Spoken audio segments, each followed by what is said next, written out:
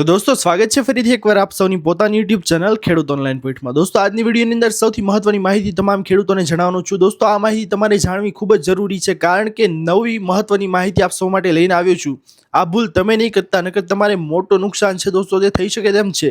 દોસ્તો વિડીયોમાં આગળ વધીએ તેના પહેલા જે કોઈ પણ લોકો અમારી યુટ્યુબ ચેનલ ખેડૂત ઓનલાઈન પોઈન્ટ પર નવા છે તેમને વિનંતી કે ફટાફટ મારી ચેનલને સબસ્ક્રાઇબ કરી દો, જેના લીધે આવી જ મહત્વની માહિતી આપ સૌને આ ચેનલના માધ્યમથી મળતી રહે। તો ચાલો દોસ્તો આજની આ વિડીયોને શરૂ કરીએ।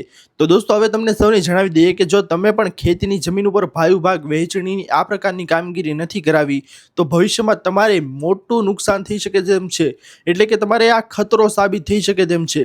દોસ્તો તમને સૌને જણાવી દઈએ કે હાલ જ મારી પાસે એક કેસ આવેલો, જે કેસની વિગત મુજબ દોસ્તો જે અગાઉના વ્યવહારો એવી રીતના હતા કે તમારી ખેતીની જમીન છે, જે કોઈ પણ વડીલ છે, તમારા પિતા કે માતા કે તેમના નામે જે ખેતીની જમીન ચાલતી હતી, ત્યારબાદ તે વહેંચણીથી વહીવટ કરવા માટે તેમના સૌથી મોટા પુત્રને ખેતીની જમીન છે દોસ્તો તે આપતા હતા। હવે દોસ્તો થતું એવું કે ઘણી બધી વખત મોટા ભાઈ છે તે તેમના નાના ભાઈઓને હક આપી દીધા સમયસર, જે ત્યારનો કાયદો હતો દોસ્તો કે નાના ભાઈઓના હક તેની અંદર સમાયેલા હતા। મોટા ભાઈએ જે વહેંચણીથી રાખેલી ખેતીની જમીનમાં નાના ભાઈના હકો સમાયેલા હતા, એટલે તેમને વહેંચણીથી મોટા ભાઈ છે તેમના હિસ્સાની જમીન છે તે આપી દેતા હતા।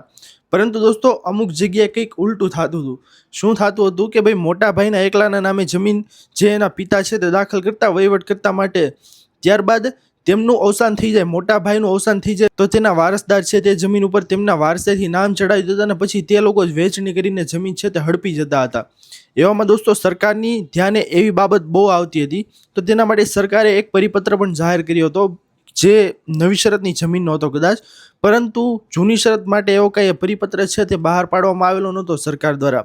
જે પરિપત્રની વિગત મુજબ દર્શાવવામાં એવું આવેલું હતું દોસ્તો કે માત્ર મોટા ભાઈને નામે ચાલતી ખેતીની જમીન છે, જે તેમના વડીલો પાર્જિતની ખેતીની જમીન છે, જેમના નાના ભાઈઓ બહેનોના પણ હકો સમાયેલા હોય, તેથી વહેંચણી કરીને તેમને પણ હકો આપવા છે તે જરૂરી છે તેવું પરિપત્રની અંદર જણાવવામાં આવેલું હતું।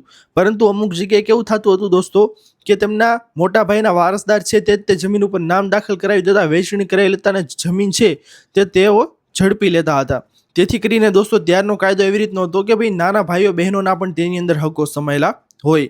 હવે જે મારી પાસે કેસ જે આવેલો હતો ને દોસ્તો, તેની અંદર વિગત કઈ રીતની હતી કે ભાઈ જમીન છે તે મોટા ભાઈના નામે ચાલતી હતી અત્યાર સુધીનો સમયગાળો દોસ્તો। જે કાયદો આવ્યો હતો તે કાયદો લગભગ 1970-80ની આજુબાજુ કદાચ તેવા કાયદા છે તે ચાલતા હતા કે ભાઈ માત્ર ભાઈના નામેથી તેમના નાના ભાઈઓ બહેનોને જમીન મળતી હતી।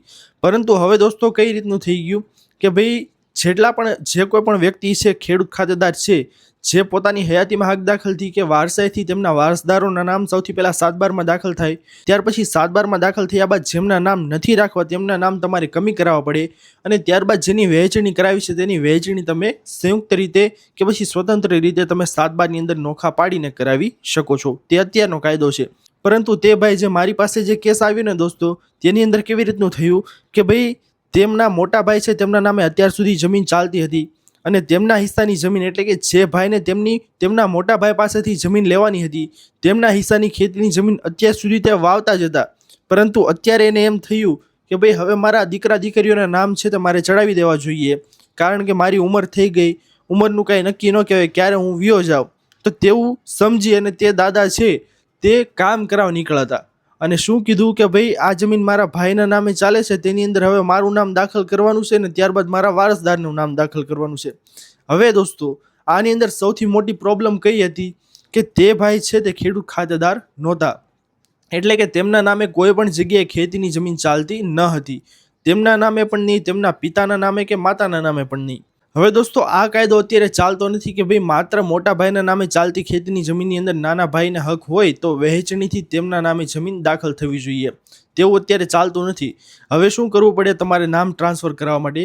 તો વેચાણ દસ્તાવેજ કાયદેસર કરાવવો પડે। હવે વેચાણ દસ્તાવેજ કરવા માટે પણ દોસ્તો સામેવાળો વ્યક્તિ જેમને જમીન લેવાની છે તેમના હિસ્સાની, તે પણ ખેડૂત ખાતેદાર હોવો જોઈએ। તો આવું અત્યારે દોસ્તો શક્ય નથી, એટલે કે તમે વહેંચણી કરાવો તો જે તે સમયે પણ તમારે કરાવી લેવી જોઈએ। અત્યારના સમયની અંદર દોસ્તો તમે વહેંચણી કરાવવા નીકળો એટલે કે મોટા ભાઈની જમીનમાં નાના ભાઈના હકોવાળી વહેંચણી કરાવવા નીકળો ને દોસ્તો, તો તે પોસિબલ નથી, કારણ કે તે કાયદો છે તે હવે મટી ગયો છે, તે કાયદો હવે રદ થઈ ગયો છે. હવે અત્યારનો કાયદો કઈ રીતનો છે કે ભાઈ જેટલા પણ વારસદારો છે તેમની સરખી રીતે જ વહેંચણી થાય છે. અને તમારે જો આવી રીતે જમીન લેવાની હોય તો તમે વેચાણ વ્યવહાર કરી અથવા તો બક્ષિસ દસ્તાવેજ કરી અને તમે આવી જમીન છે તે તમારા નામે ટ્રાન્સફર કરાવી શકો છો. તેમાં કાયદેસરની તમારે સ્ટેમ્પ ડ્યુટી ભરવાને પાત્ર છે, જે ભર્યા બાદ જ તમે તમારા નામે જમીન દાખલ કરાવી શકો છો. પછી તે ભાઈને મેં સલાહ તો આપી કે ભાઈ તમારે કઈ રીતની કામગીરી કરવી જોઈએ, કે તેમના પત્ની ખેડૂત ખાતેદાર હતા જ, તેમના માતા પિતાના નામે જમીન ચાલતી હતી તેમના જે માવતરમાં. તેથી કરીને તેમને એવી સલાહ આપવામાં આવી કે તમારા પત્નીના નામે આ જમીન છે તે તમારે ટ્રાન્સફર કરાવી લેવી જોઈએ, જેથી કરીને તેમના નામે ટ્રાન્સફર થયા બાદ તમારા વારસદારના નામ તમે આની અંદર દાખલ કરાવી શકો છો. તેથી કરીને દોસ્તો આવું પણ શક્ય બની શકે. એટલા માટે તમારે જો આવા પ્રશ્ન હોય તો કોઈ વ્યક્તિ જેઓ ખાતેદાર છે તેમને તમારે પકડવા જરૂરી છે, જેથી કરીને તમારા વારસદારોના નામ તેની અંદર દાખલ થવા જોઈએ. તો દોસ્તો આ મહત્વની વાત છે કે તમે પણ આવી ભૂલ દોસ્તો નહીં કરતા. જો તમે આવી ભૂલ કરશો ને તો તમારે મોંઘું પડી શકે તેમ છે. દોસ્તો આશા કરું છું કે આપ સૌને આજની આ મહત્વની માહિતી છે તે પસંદ આવી હશે. જો પસંદ આવી હોય દોસ્તો તો વિડીયોને લાઇક કરવાનું ભૂલતા નહીં, અને આવી જ મહત્વની માહિતી જાણવા માટે ચેનલને સબસ્ક્રાઇબ કરી દો, જેના લીધે આવી જ મહત્વની માહિતી આપ સૌને આ ચેનલના માધ્યમથી મળતી રહે.